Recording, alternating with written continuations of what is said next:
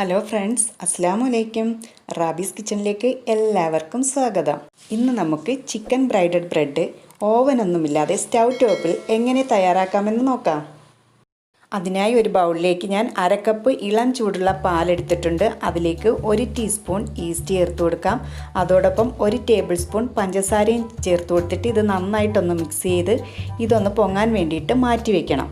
5 minute കഴിയുമ്പോൾ തന്നെ east നന്നായി പൊങ്ങി കിട്ടിക്കോളും. ഇനി നമുക്കൊരു ബൗളിലേക്ക് 1.5 കപ്പ് മൈദ എടുക്കാം. അതിലേക്ക് ആവശ്യത്തിനുള്ള ഉപ്പും ചേർത്ത് കൊടുത്തിട്ട് 1 ടേബിൾ സ്പൂൺ സൺഫ്ലവർ ഓയിലും ചേർത്ത് കൊടുത്ത് ഈസ്റ്റിൻ്റെ മിശ്രിതം ഇതിലേക്ക് ചേർത്ത് കൊടുത്ത് നമുക്കിതൊന്ന് കുഴച്ചെടുക്കണം. ഈസ്റ്റ് പൊങ്ങാനായി വെക്കുമ്പോൾ പാലിന് പകരം നമുക്ക് ഇളം ചൂടുള്ള വെള്ളം വേണമെങ്കിലും ഉപയോഗിക്കാവുന്നതാണ്.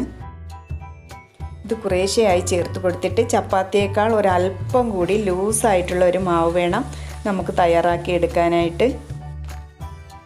ഈസ്റ്റും പാലും കൂടിയുള്ള കൂട്ട് ചേർത്തതിന് ശേഷം അതിലേക്ക് അല്പം ഇളം ചൂടുള്ള വെള്ളം കൂടി ചേർത്തിട്ടാണ് ഞാൻ മാവ് കുഴച്ചെടുക്കുന്നത്. ഇപ്പോൾ മാവ് നല്ലതുപോലെ ഞാൻ കുഴച്ചെടുത്തിട്ടുണ്ട്.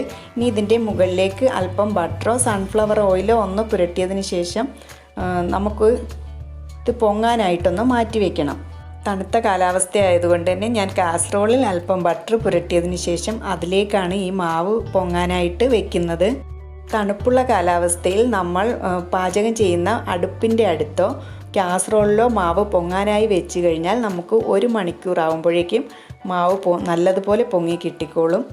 ഇതിലേക്കുള്ള ഫില്ലിംഗ് തയ്യാറാക്കാൻ വേണ്ടിയിട്ട് 3-4 പീസ് എല്ലില്ലാത്ത ചിക്കൻ എടുത്തിട്ട് അതിലേക്ക് അല്പം കുരുമുളക് പൊടിയും ഉപ്പും ഇട്ട് വേവിച്ച് നല്ലതുപോലെ ഞാൻ പിച്ചി എടുത്തിട്ടുണ്ട്. ഒരു പാനിലേക്ക് ഞാൻ 1 ടേബിൾ സ്പൂൺ ബട്ടർ ചേർത്ത് കൊടുക്കുന്നുണ്ട്. ബട്ടറിന് പകരം സൺഫ്ലവർ ഓയിൽ ചേർത്ത് കൊടുത്താലും മതിയാകും. ഇതിലേക്ക് നമുക്ക് ഒരു വലിയ സവാള ചെറുതായി അരിഞ്ഞത് ചേർത്ത് കൊടുക്കാം. അതേപോലെ 1 ടേബിൾ സ്പൂൺ ഇഞ്ചി വെളുത്തുള്ളി ചതച്ചത്, 1 പച്ചമുളക് ചെറുതായി അരിഞ്ഞതും ആവശ്യത്തിനുള്ള ഉപ്പും ചേർത്തിട്ട് ഇത് നമുക്ക് നല്ലതായിട്ടൊന്ന് വഴറ്റിയെടുക്കണം. സവാളയുടെ നിറം മാറാൻ വേണ്ടിയിട്ടൊന്നും വെയിറ്റ് ചെയ്യേണ്ട. അതിന് മുമ്പ് തന്നെ നമുക്ക് 2 ടേബിൾ സ്പൂൺ മൈദപ്പൊടി ചേർത്ത് കൊടുത്തിട്ട് അതിൻ്റെ ആ പച്ച മണം മാറുന്നത് വരെ ഒന്ന് വഴറ്റിയെടുക്കാം.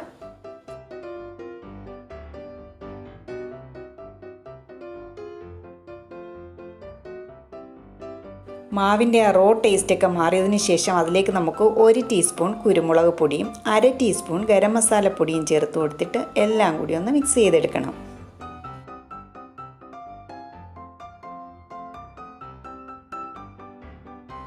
ഇനി അതിലേക്ക് 1/2 കപ്പ് പാല് കുറേശ്ശെയായി ചേർത്ത് കൊടുത്തിട്ട് നമുക്കിതൊന്ന് മിക്സ് ചെയ്തെടുക്കാം.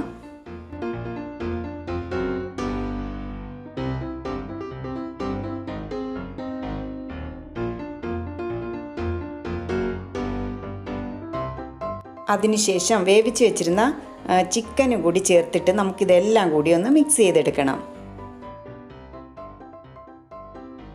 ചിക്കൻ വേവിച്ച് വെച്ചിരുന്ന ആ സ്റ്റോക്ക് കയ്യിലിരിപ്പുണ്ടായിരുന്നു, അതും കൂടി ഇതിലേക്ക് ചേർത്ത് കൊടുത്തിട്ട് നന്നായിട്ടൊന്ന് മിക്സ് ചെയ്തെടുക്കാം. അപ്പോഴേക്ക് നമുക്ക് ആ ചിക്കൻ്റെ ആ ഫ്ലേവറൊക്കെ ഇതിൽ നല്ലതുപോലെ കിട്ടുന്നതാണ്. അവസാനമായി നമുക്കിതിലേക്ക് കുറച്ച് മല്ലിയില കൂടി ചേർത്ത് കൊടുത്തു കഴിഞ്ഞാൽ നമ്മുടെ ഫില്ലിംഗ് ഇവിടെ റെഡിയായി കഴിഞ്ഞിരിക്കുകയാണ്. മല്ലിയില മസ്റ്റായിട്ട് നിങ്ങൾ ചേർത്ത് കൊടുക്കാനായി ശ്രദ്ധിച്ചേക്കണേ. 1 മണിക്കൂർ കഴിഞ്ഞപ്പോഴേക്കും നമ്മുടെ മാവെല്ലാം ഇവിടെ നല്ലതുപോലെ പൊങ്ങി വന്നിട്ടുണ്ട്. ഇനി നമുക്ക് ജസ്റ്റ് ഒന്ന് കുഴച്ചെടുക്കാം. ഇത് നമുക്കിനി അല്പം മൈദ വിതറിയതിന് ശേഷം നമുക്കിതൊന്ന് പരത്തിയെടുക്കാം. ഞാനിപ്പോൾ ഇത് 1 ബ്രെഡായിട്ടാണ് തയ്യാറാക്കാൻ പോകുന്നത്. നമുക്ക് വേണമെങ്കിൽ ഇതൊരു 3-4 പീസാക്കിയതിന് ശേഷം പരത്തിയെടുത്തിട്ട് 4 ബ്രെഡൊക്കെ ആക്കിയെടുക്കാവുന്നതാണ്. നമുക്കിതൊരു ഓവൽ ഷേപ്പിലാണ് പരത്തിയെടുക്കേണ്ടത്. ഒരുപാട് അങ്ങ് നൈസായിട്ട് പോകരുത്. ഈ ഒരു തിക്നെസ്സിൽ വേണം നമുക്ക് പരത്തിയെടുക്കാൻ വേണ്ടിയിട്ട്. ഇനി നമുക്കിതിൻ്റെ നടുവിലായിട്ട് ഫില്ലിങ് വെച്ച് കൊടുക്കാം.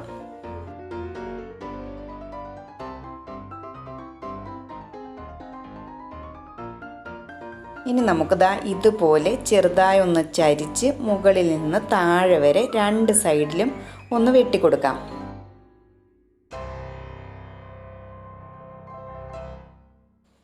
ഇനി നമുക്ക് മുകളിലത്തെ ഭാഗം ഇങ്ങനെ താഴോട്ട് അല്പം ഒന്ന് മടക്കിയതിന് ശേഷം 2 സൈഡിലും ക്രോസായിട്ട് മടക്കി വയ്ക്കാം. ഫില്ലിങ് പുറത്ത് കാണുന്നതുകൊണ്ട് യാതൊരു പ്രശ്നവുമില്ല. ബേക്കായി വരുമ്പോഴേക്കും അതങ്ങ് കവർ ചെയ്തിരുന്നോളും.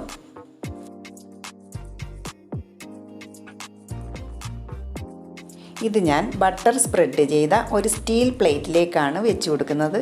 ബട്ടറിന് പകരം ഓയിൽ തേച്ചാലും മതിയാകും. ഇനി ഇത് ഞാനൊരു 10 മിനിറ്റ് സമയത്തേക്ക് മാറ്റി വയ്ക്കുകയാണ്. അതേസമയം തന്നെ നമുക്ക് പ്രീ ഹീറ്റ് ചെയ്യാനായിട്ടൊരു പാത്രവും വെച്ച് കൊടുക്കാം. 10 മിനിറ്റിന് ശേഷം ഞാൻ ഇതിൻ്റെ മുകളിലേക്ക് ബട്ടർ തേച്ച് കൊടുക്കുകയാണ്. ബട്ടറിന് പകരം മുട്ട ബീറ്റ് ചെയ്ത് തേച്ച് കൊടുത്താലും മതിയാകും.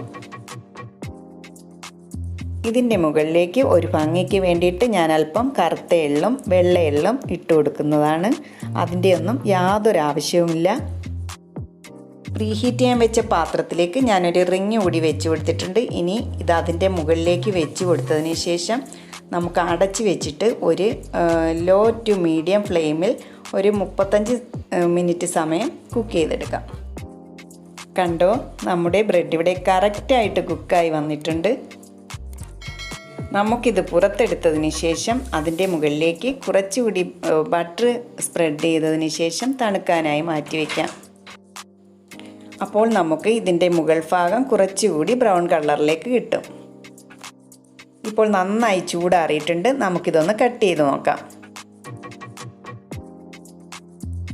കണ്ടില്ലേ, നമുക്കിനി ഓവനില്ലെന്ന് കരുതി വിഷമിക്കേണ്ട. ഇനി നമ്മുടെ വീട്ടിലെ സ്റ്റൗ ടോപ്പിൽ ബേക്കറിയിൽ കിട്ടുന്ന പലഹാരങ്ങൾ നമ്മുടെ വീട്ടിലും തയ്യാറാക്കാം. അപ്പോൾ എല്ലാവരും ഒന്ന് ചെയ്ത് നോക്കുമല്ലോ. അടിപൊളി ടേസ്റ്റാണ്. ഒരു പ്രാവശ്യം ചെയ്താൽ നിങ്ങൾ വീണ്ടും വീണ്ടും ചെയ്തിരിക്കും, ഉറപ്പാണ്. ഈ റെസിപ്പി എല്ലാവർക്കും ഇഷ്ടമായെന്നാണ് എൻ്റെ വിശ്വാസം. ഇഷ്ടമായാൽ ലൈക്കും ഷെയറും സബ്സ്ക്രൈബും ചെയ്യാൻ മറക്കരുത്. ഇൻഷാ അല്ലാഹ് നമുക്ക് മറ്റൊരു വീഡിയോയുമായി വീണ്ടും കാണാം.